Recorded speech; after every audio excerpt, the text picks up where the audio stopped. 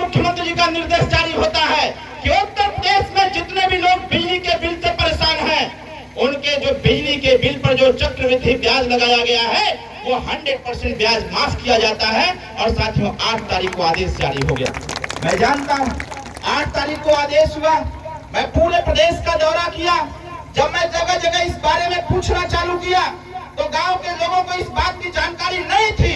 हमने बाबूजी से चर्चा किया। हमने कहा बाबूजी जब नोटबंदी हुआ था, रात को 12 बजे नोट बंद हुआ और सुबह तक पूरे देश को पता चल गया कि अब 500 1000 का नोट चलने वाला नहीं। लेकिन ये जो 8 तारीख का निर्देश जारी हुआ है, इसके बारे में गांव गरीब लोगों को नहीं पता है। इसके लिए जागरूकता की आवश्यकता है। कार्यकर्ताओं को निर्देश जारी किया जाए कि उत्तर प्रदेश में जहां तक अपना संगठन है वो गांव में जाकर के इसका लाभ लेने के लिए लोगों को बताने का काम किया जाए। और साथियों मैं इस चीज का साक्षात गवाह हूँ। 8 तारीख का जो आदेश हुआ, जिसके दरवाजे पर 15,000 का बिल पहुंचा हुआ है, एक्चुअल में आपका बिजली बिल मात्र 3,000 रुपया। 15,000 जिसका बिजली बिल है, एक्चुअल में उसका बिजली बिल मात्र 3,000 रुपया है। और 3,000 रुपए पर ये ब्याज और ब्याज पर ब्याज बढ़ाते हुए 15,000 लगा करके आपके दरवाजे तक भेजने का काम किए।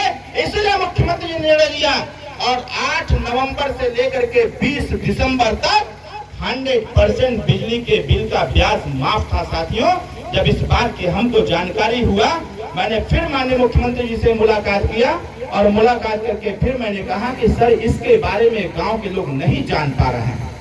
जहां पर आप बिजली बिल जमा करते हैं वहां भी लोग नहीं जाकर पूछ पा रहे थे। वहां पर एक फार्म मिल रहा था, फार्म को भर के जमा कर दीजिए और आपका जो कंसेशन के बाद डिस्काउंट के बाद 100% डिस्काउंट के बाद जितना बिजली बिल आपका बच रहा था उतना आपको जमा करके अपना जान छुड़ा लेने की आवश्यकता थी। लेकिन 20 तारीख बीत गया। मैं 20 तारीख को जनपद मऊ के मधुबन विधानसभा में एक जनसभा में मैं गया हुआ था।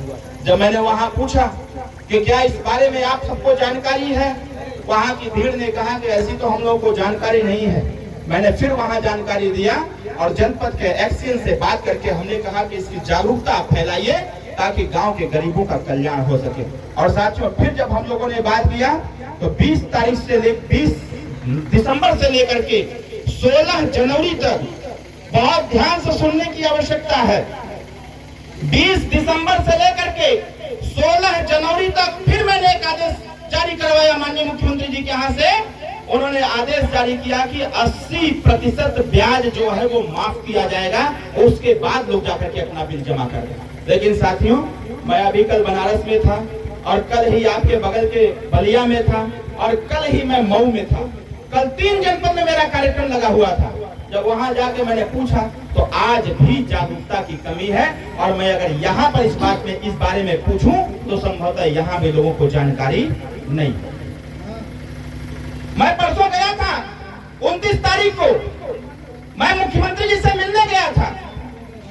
मैसेज था वहां से कि आप आइए मुलाकात करने में गया था, लेकिन हमारी मुलाकात नहीं हो पाई।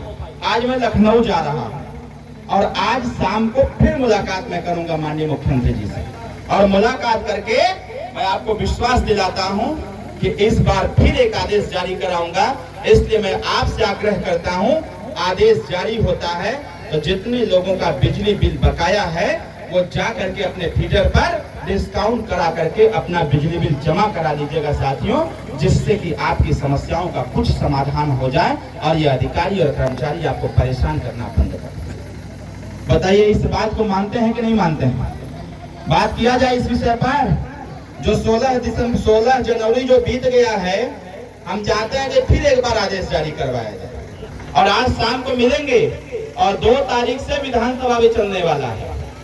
मैं तो नेताजी को ड्राफ्ट करके दूंगा कि बिजली बिल की जो समस्या है इस पे एक बार फिर बोलने की आवश्यकता। और साथियों मैं आपसे आग्रह करूंगा, ऐसा आदेश होता है तो आप जागरूक लोग हैं, कृपया आप लोग सक्रिय रहिए और जो बिजली बिल है आपका उस पर डिस्काउंट करा करके उसको जमा कराइए।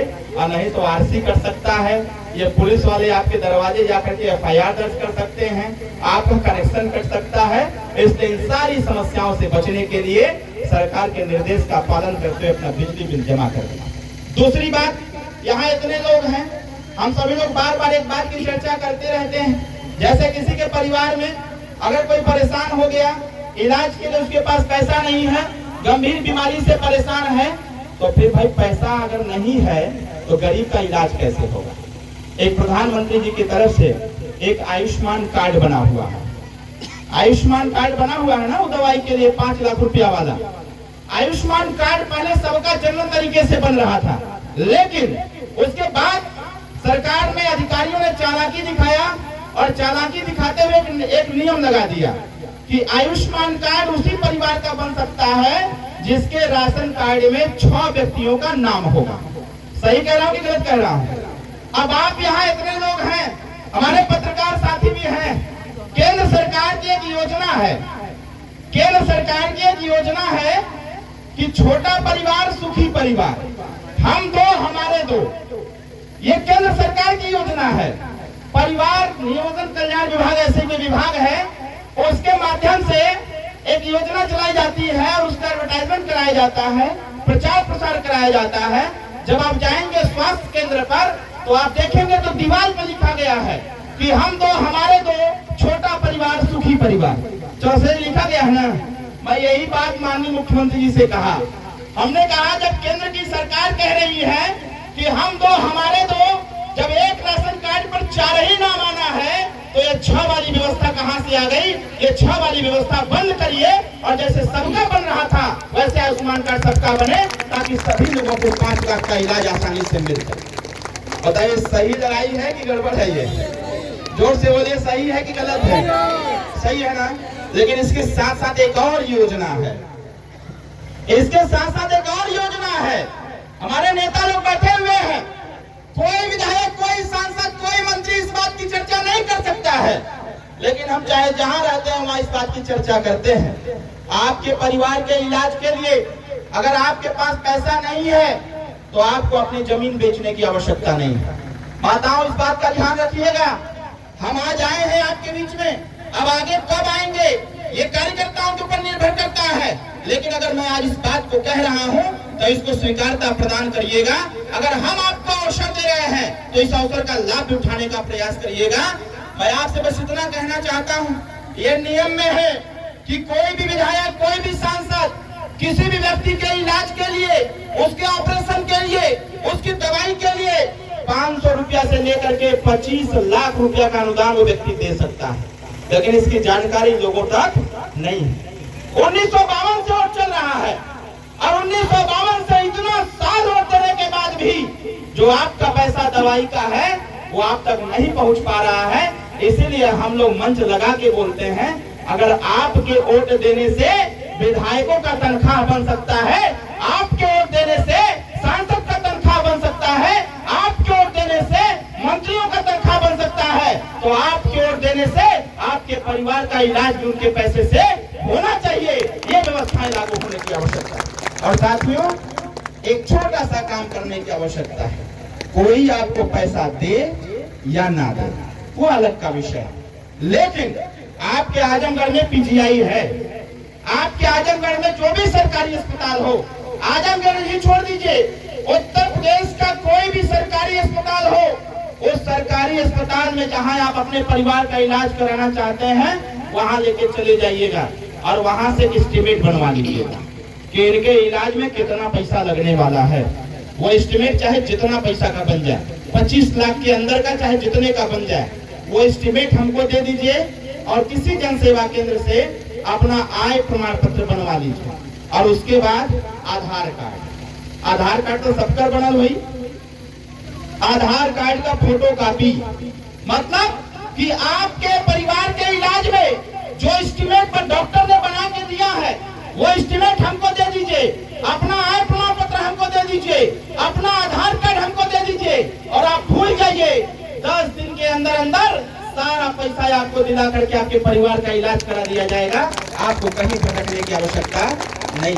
और जानकारी के लिए बता दें, अब तक 18 करोड़ 34 लाख रुपया माननीय नेताजी के सिग्नेचर से उत्तर प्रदेश के तमाम लोगों का इलाज 18 करोड़ 34 लाख रुपया दे करके हम लोगों ने कराने का बंदोबस्त किया। पूरे उत्तर प्रदेश में माननीय मुख्यमंत्री जी के बाद अगर सबसे ज्यादा किसी ने पैसा दिया गरीबों के इलाज के लिए, ये मैं नहीं कह रहा हूँ, ये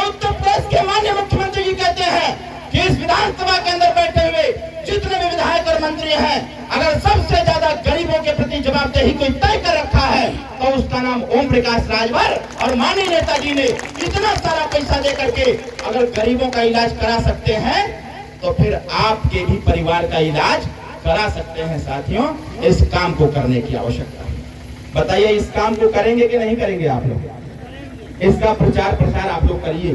अभी एक और योजना अभी पिछली बार लागू हुआ,